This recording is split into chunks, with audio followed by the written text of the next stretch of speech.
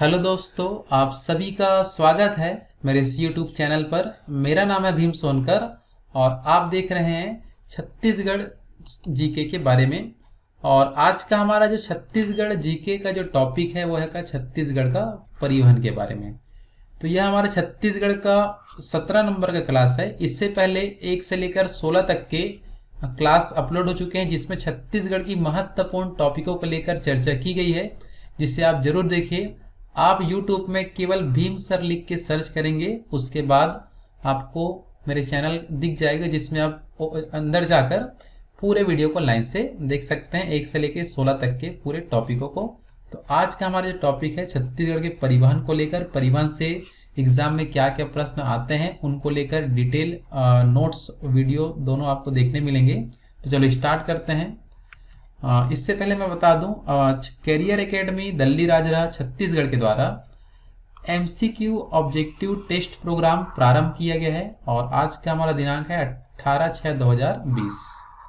तो इस MCQ objective test programme का आज का हमारा जो टॉपिक है वो छत्तीसगढ़ का परिवहन के बारे में है। यह जो टेस्ट जो चलता है उसका समय है आपका रात 9:30 बजे से 10:30 बजे के बीच में 1 घंटे का ये टेस्ट होता है। टेस्ट कैसे होता है, तो आपको इसमें आपके व्हाट्सएप नंबर पर ऑब्जेक्टिव क्वेश्चन भेजा जाता है, जिसको आपको 1 मिनट के अंदर सही आंसर देना होता है और 1 मिनट के बाद सही आंसर आपको सेंड किया जाएगा, जिससे आप देख सकते हैं कि आपका आंसर सही है कि गलत है। इस प्रकार से करके आपको 1 घंटे तक टेस्ट दिलाना होता है और टेस्ट जैसे ही खत्म होता है उसके बाद टेस्ट में पूछे गए जितने भी ऑब्जेक्टिव क्वेश्चन होते हैं उनका PDF आपको आपके व्हाट्सएप नंबर पर सेंड किया जाता है। इस प्रोग्राम में जुड़ने के कुछ फायदे हैं, जैसे कि आपको डिटेल नोट्स PDF के रूप में प्रोवाइड करा जाएगा, टॉपिक से संबंधित जो आपके छत्तीसगढ़ हर एग्जाम के लिए काम आएगा, चाहे CGPSC का हो चाहे व्यापम का हो, कोई भी एग्जाम हो। मेरे द्वारा बनाए गए जो नोट्स है आपको बहुत ही इंपॉर्टेंट और अच्छा लगेगा। और इसके अलावा टॉपिक से संबंधित आपको वीडियो भी देखने मिलेगा। तो आप क्या कर सकते हैं, देखो दिन भर में आपको इस टॉपिक में को पढ़ना है और रात में इसका टेस्ट दिलाना होता है, जिससे आप देख सकते हैं कि आप दिन भर में पढ़े हैं वो आप सच में आपको याद है कि नहीं है, उसका आकलन कर सकते हैं। इस प्रोग्राम को जल्द से जल्द ज्वाइन करने के लिए आप इस नंबर पर व्हाट्सएप में यस GK MCQ लिख कर मैसेज करें। और इस प्रोग्राम में जुड़ने का कुछ शुल्क रखा गया है, फीस है, वो है आपका मात्र 150 रुपये प्रति माह देकर आप इस टेस्ट प्रोग्राम में जुड़ सकते हैं, जिसके अनेकों फायदे हैं।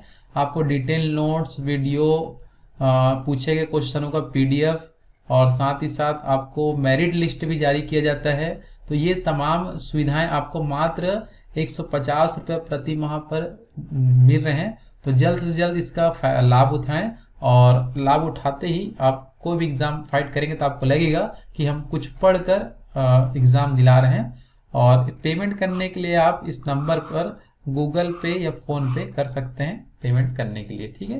तो चलो स्टार्ट करते हैं। आज का हमारा जो टेस्ट का जो टॉपिक है, जिससे आपको अच्छे से पढ़ना है, रात में टेस्ट दिलाना है, ठीक है।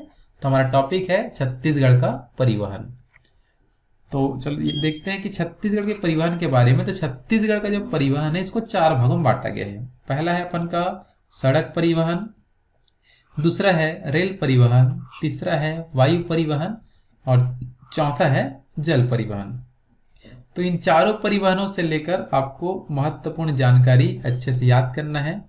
तो यह जानकारी देखते हैं क्या क्या विशेषता है, क्या क्या आपको खास खास बातें याद रखना है। तो देख लेते हैं। सबसे पहले हम बात करें सड़क परिवहन का। तो सड़क परिवहन का बात करें तो छत्तीसगढ़ में सड़कों की जो कुल लंबाई अगर देखें तो सड़कों में छत्तीसगढ़ में सड़कों की कुल लंबाई है 33,227 किलोमीटर तक का सड़क लाइन आपका छत्तीसगढ़ में है, जिसमें से जो ग्रामीण सड़क आपका 43.032% कवर करता है, जिसकी लंबाई है 14,298 किलोमीटर। इसके अलावा बात करें मुख्य जिला मार्ग का, तो मुख्य जिला मार्ग छत्तीसगढ़ में 34.123% कवर करती है, जिसकी लंबाई का बात करें तो 11,338 किलोमीटर है। राज्य मार्ग का बात करें तो ये आपका 13.149% कवर करता है, जिसकी लंबाई है 4,369 किलोमीटर। और चौथा जो सबसे कम लंबाई है छत्तीसगढ़ में वो है आपका राष्ट्रीय राजमार्ग खासकर, जो छत्तीसगढ़ की कुल सड़क का केवल 9.696% कवर करता है, जिसकी लंबाई है आपका 3322 किलोमीटर। तो ये हो गया हमारा सड़क परिवहन के अंतर्गत सड़कों का क्रम यदि जमाने दे तो सबसे अधिक लंबाई क्या बताएंगे, ग्रामीण मार्ग का है। दूसरे नंबर पर आपका जिला मार्ग है, तीसरे नंबर पर आपका राज्य मार्ग है और चौथे नंबर पर आपका राष्ट्रीय राजमार्ग स्थित है क्रम के अनुसार। इसमें से आपको मुख्य रूप से राष्ट्रीय राजमार्ग और राज्य मार्ग के बारे में कुछ पॉइंट्स पढ़ने हैं, जैसे कि 2-3 फैक्ट याद रख सकते हैं। राष्ट्रीय राजमार्ग जिसको हम बोलते हैं नेशनल हाईवे, छत्तीसगढ़ में कुल 17 नेशनल हाईवे स्थित है और विभिन्न बहुत सारे हैं जो एग्जाम में तो उस प्रकार से क्वेश्चन आए नहीं है, बस 3 पॉइंट अक्सर देखने मिलते हैं। तो उन 3 पॉइंट को क्या याद रखेंगे आपको अपने एग्जाम में सफलता पाने के लिए। तो छत्तीसगढ़ में कुल नेशनल हाईवे है आपका 17, जिसमें से सबसे लंबा नेशनल हाईवे है आपका NH30 जिसकी लंबाई है 636 किलोमीटर। सबसे छोटा जो नेशनल हाईवे है वो आपका NH163 163A आपका है और इसकी जो लंबाई है मात्र 12 किलोमीटर। उसी प्रकार से हम बात करें राजकीय राजमार्ग का जिसको बोलते हैं स्टेट हाईवे, उसकी संख्या कुल है 27। तो ये संख्या आपको याद रखना है, नेशनल हाईवे है 17 और स्टेट हाईवे है 27।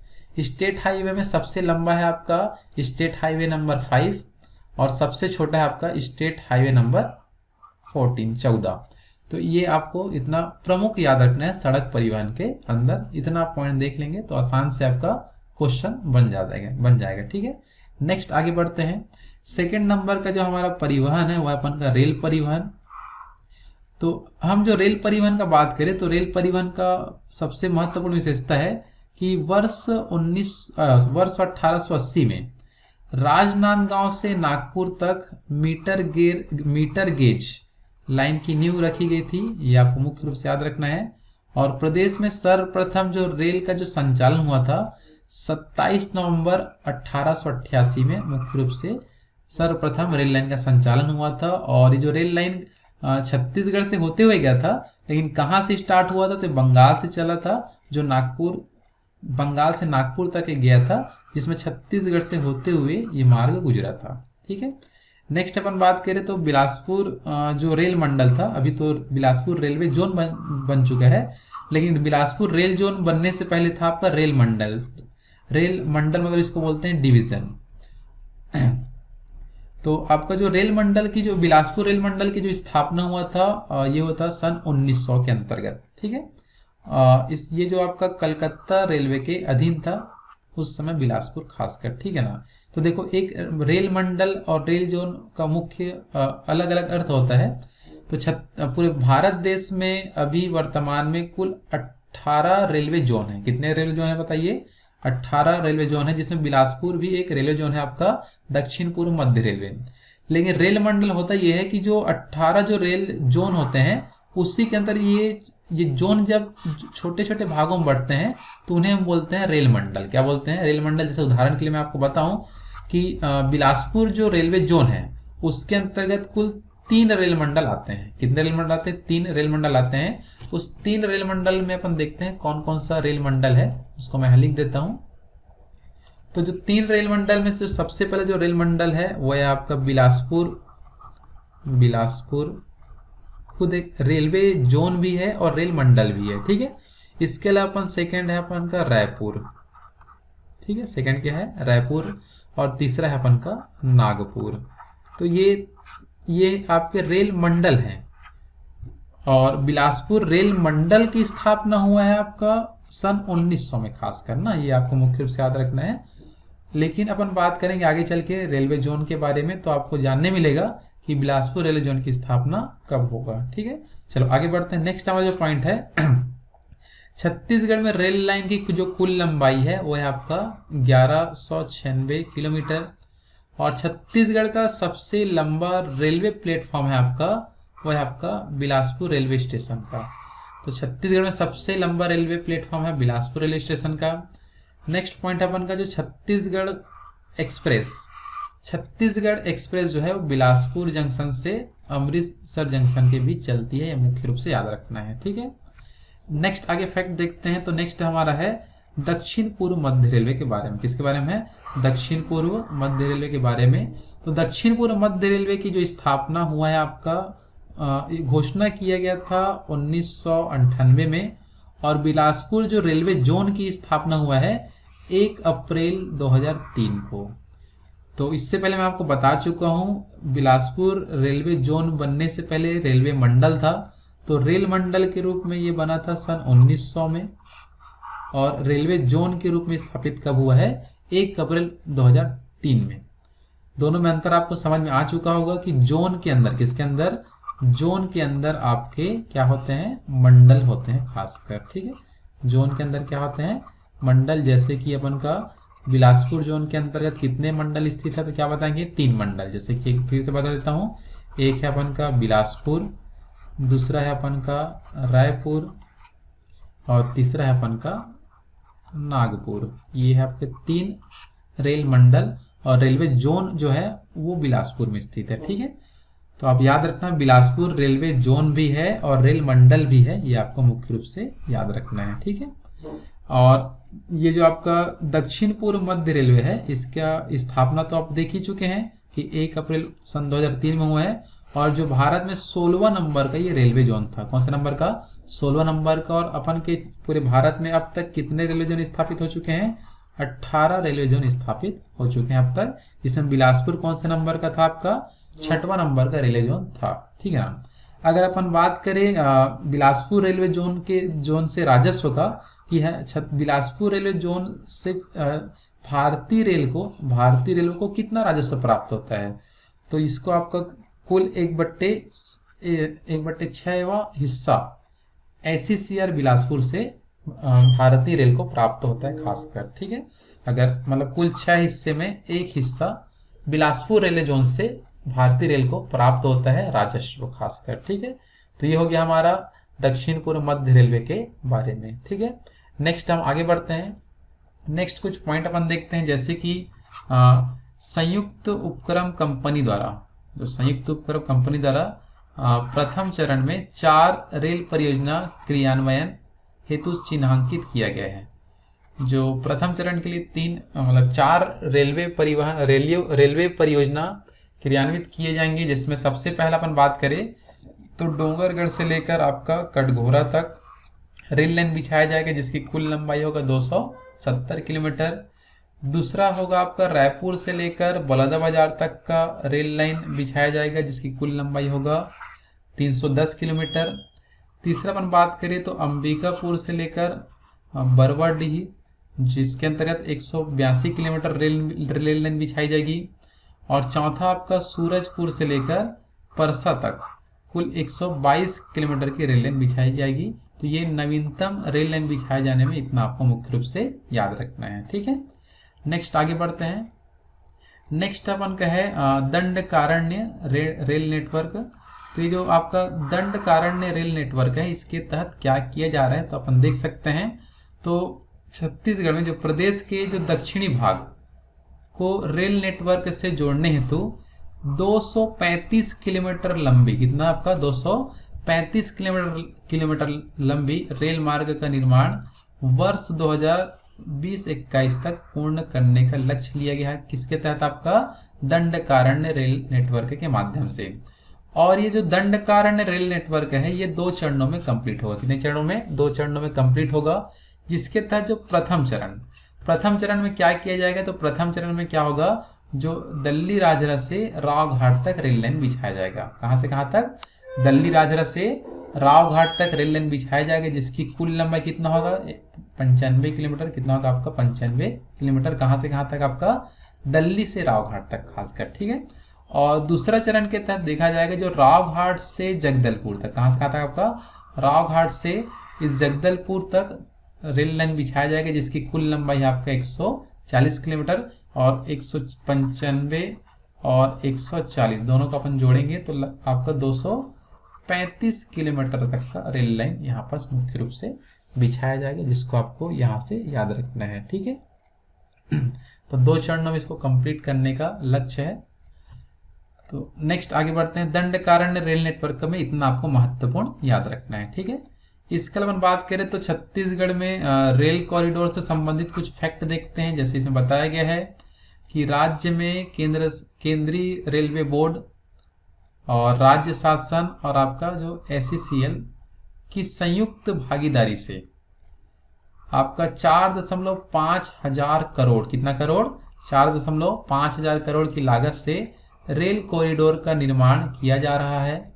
और इसका जो मॉडल आपका SECL मॉडल पर आधारित होगा, इतना आपको याद रखना है, ठीक है। इसमें बताया गया है कि पूर्वी कॉरिडोर के बारे में। तो पूर्वी कॉरिडोर कहाँ से कहाँ तक होगा, तो ये होगा आपका खरसिया से लेकर कोरबा तक होगा, जो 180 किलोमीटर है खासकर।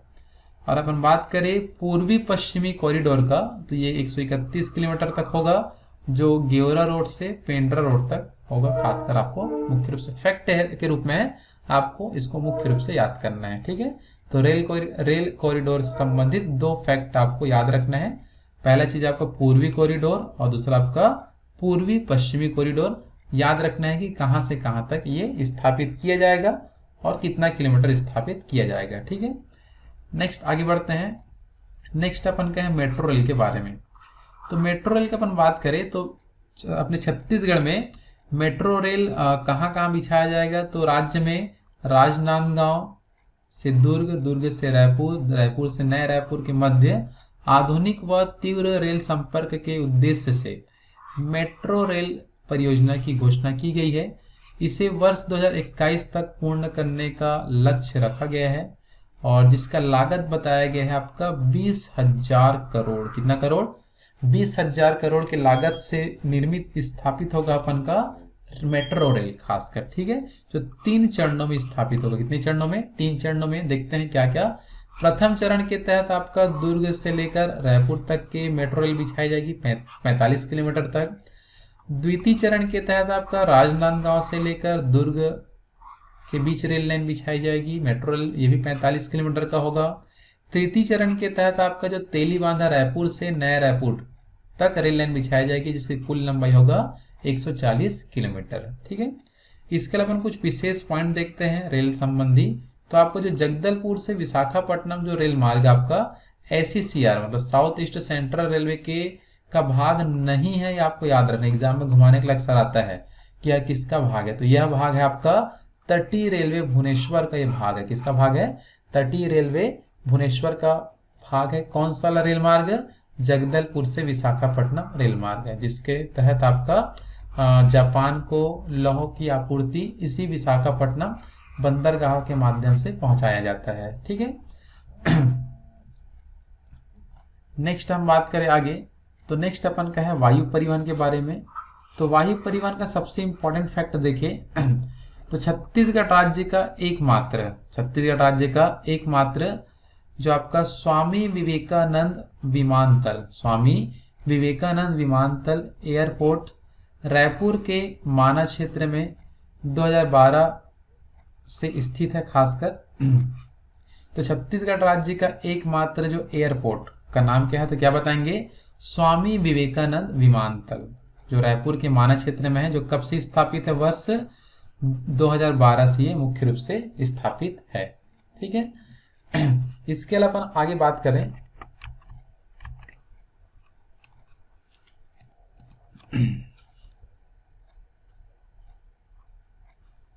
नेक्स्ट हम आगे बात करें वायु परिवहन के बारे में। तो वायु परिवहन से संबंधित अपन पॉइंट देखते हैं। तो वर्ष जुलाई 2013 से भारतीय विमानपत्तन प्राधिकरण, एक संस्था है, भारतीय विमानपत्तन प्राधिकरण से द्वितीय घरेलू उड़ान हेतु रायगढ़ को द्वितीय एयरपोर्ट का दर्जा दिया गया है। किसको, आपका रायगढ़ को द्वितीय एयरपोर्ट का दर्जा दिया गया। लेकिन अपन का प्रथम कौन है बोलेंगे तो स्वामी विवेकानंद विमानतल, जो आपका वर्ष 2012 में स्थापित हुआ था, ठीक है।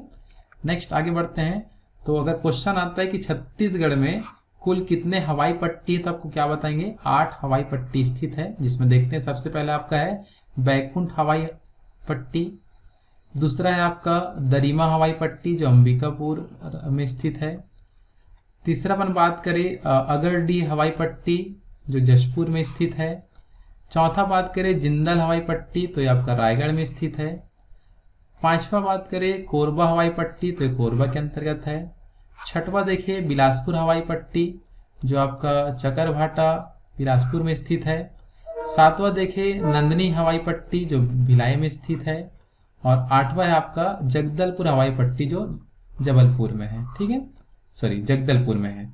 तो जगदलपुर हवाई पट्टी कहाँ है, तो जगदलपुर में देखते हैं कौन सा राज्य शासन के कितने हवाई पट्टी है। तो सबसे पहला राज्य शासन का आपका बैकुंठ वाला है, दरिमा वाला है, अगरडी हवाई पट्टी है और कोरबा हवाई पट्टी। ये 4 हवाई पट्टी जो है वो राज्य शासन का है। इसके अलावा निजी क्षेत्र का बात करें तो जिंदल हवाई पट्टी निजी क्षेत्र का है। अगर बात करें सेना केंद्र सरकार वाला हवाई पट्टी है आपका बिलासपुर हवाई पट्टी, और केंद्र सरकार का ही आपका नंदनी हवाई पट्टी भी है।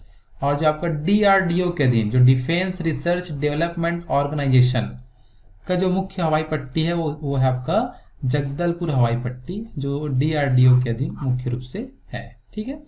तो छत्तीसगढ़ में कुल कितने हवाई पट्टियां हैं, तो ये आपके टोटल 8 हवाई पट्टी है जहां से वायुयान मतलब उड़ान भरती है खासकर, ठीक है। चलो नेक्स्ट आगे बढ़ते हैं। नेक्स्ट हमारे अंतिम जो परिवहन है वो अपन का जल परिवहन है। तो इस जल परिवहन का बात करें तो इसे मुख्य रूप से आपको याद करना है कि छत्तीसगढ़ में जल परिवहन की सुविधा का विस्तार सबसे कम, मतलब कि अगर परिवहन में बात करें तो सबसे कम जो क्षेत्र में विस्तृत है वो आपका जल परिवहन है। और अगर बात करें तो छत्तीसगढ़ में एकमात्र केवल आपका शबरी नदी, कौन सा नदी, शबरी नदी पर जल परिवहन की सुविधा उपलब्ध है। जो शबरी नदी की बात करें तो उड़ीसा से निकलती है और उड़ीसा से निकलने के बाद इस प्रकार से बस्तर जिले के बाद सीधा आता है आपका सुकमा जिला, उसके बाद चले जाता है आपका आंध्र प्रदेश। तो इस प्रकार से आपका शबरी नदी बहता है। और आपका शबरी नदी में अपन बात करें तो सुकमा जिले के कोंटा से, कहाँ से आपका ये जो क्षेत्र आपका दिख रहा होगा, ये जो कोंटा क्षेत्र है, कोंटा से आपका आंध्र प्रदेश के कूनावरम क्षेत्र तक जल परिवहन स्थित है जिसकी कुल लंबाई है आपका 36 किलोमीटर। तो जल परिवहन को लेकर मात्र इतने ही फैक्ट आपको याद रखना है। तो जल परिवहन की सुविधा एकमात्र शबरी नदी पर है। कहाँ से कहाँ तक बोलेंगे तो कोंटा से लेकर आपका कूनावरम तक है। कुल लंबाई का बात करें तो आप क्या बताएंगे, 36 किलोमीटर इसकी कुल लंबाई है इस जल परिवहन का खासकर, ठीक है। तो ये हो गया हमारा छत्तीसगढ़ के परिवहन से संबंधित विभिन्न टॉपिक और उसकी विशेषताएं। यदि आपको मेरा यह वीडियो पसंद आए तो प्लीज़ इस वीडियो को लाइक, शेयर और सब्सक्राइब जरूर करें। धन्यवाद।